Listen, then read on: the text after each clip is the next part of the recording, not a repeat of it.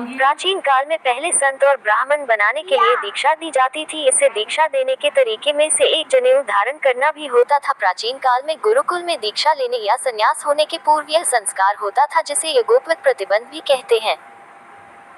और उन्होंने बताया ऐसे विद्यालय जहां विद्यार्थी अपने परिवार से दूर गुरु के परिवार का हिस्सा बनकर शिक्षा प्राप्त करता है। भारत के प्राचीन इतिहास में ऐसे विद्यालयों का बहुत महत्व था। प्रसिद्ध आचार्यों में गुरुकुल में पढ़े हुए छात्रों का सब जगह बहुत सम्मान होता था। और उन्होंने बताया कि राम जी ने ऋषि वशिष्ठ के यहाँ रहकर शिक्षा प्राप्त की थी। इसी प्रकार पांडवों ने ऋषि द्रोण के यहाँ रहकर शिक्षा प्राप्त की थी। और उन्होंने बताया कि प्राचीन भारत के गुरुकुल के अंतर्गत 3 प्रकार की शिक्षाएं संस्थाएं थी। गुरुकुल जहां विद्यार्थी आश्रम में गुरु के साथ रहकर विद्या अध्ययन करते थे। परिषद जहां विशेषज्ञों द्वारा शिक्षा दी जाती थी। तपस्थली जहां बड़े बड़े सम्मेलन होते थे और स्वभाव तथा प्रवचनों से ज्ञान अर्जन होता था। नैमिषारण्य ऐसा ही एक स्थान था। रिपोर्टर दिनेश शर्मा। जी, क्या नाम है आपका? मेरा नाम विपिन बिहारी आर्य जी। प्रधान जिला आर्य उप प्रतिनिधि सभा मथुरा का जो कार्यक्रम हुआ है और ये हुआ है, क्या कुछ कहेंगे आप इसके लिए? आज का जो आयोजन है वह नए ब्रह्मचारियों का प्रवेश जैसे संस्कारों की श्रृंखला में जब ब्रह्मचारी विद्या पढ़ने जाता है 2 संस्कार उसके होते हैं, उपनयन संस्कार और वेदारंभ संस्कार। वेदारंभ का अभिप्राय होता है विद्या का आरंभ।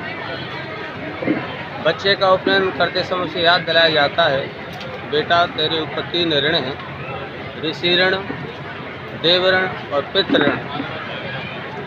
और इन तीनों ऋणों से उर्ण होने के लिए निरंतर पूरे विद्या अध्ययन करना है।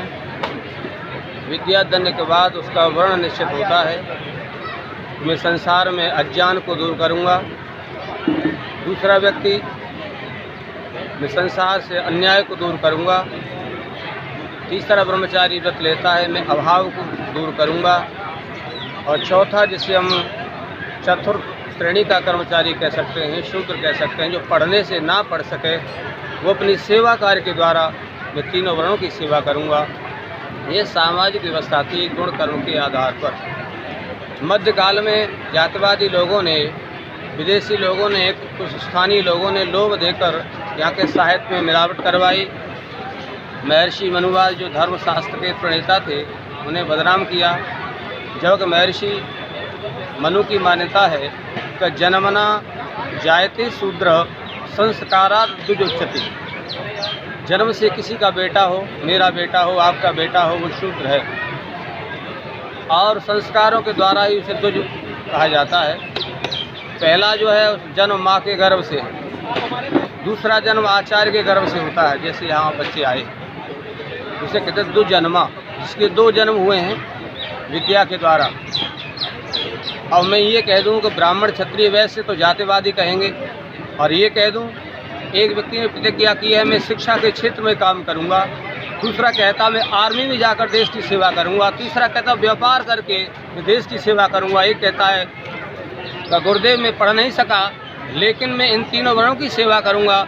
चतुर्थ श्रेणी का कर्मचारी बनकर, चाहे मुझे सफाई करनी पड़े, झाड़ू लगाना पड़े, चाहे भोजन बनाना पड़े, ये समाज की व्यवस्था थी। आज भी हमारे गुरुकुलों में राजा का बेटा हो चाहे रंग का समान भोजन, समान आसन दिया जाता है। और दुर्भाग्य है कि आज भी ऐसे युग में हमारे भारतवर्ष के अंदर मथुरा में ही ऐसे गुरुकुल हैं जो पूछा जाता तेरी जाति क्या है। अगर तू ब्राह्मण का बेटा है तो विद्या पढ़ने का अधिकार मिलेगा, ब्राह्मण नहीं है तो मेरे गुरुकुल में नहीं पढ़ सकता। जाओ वृंदावन गुरुकुल चले जाओ।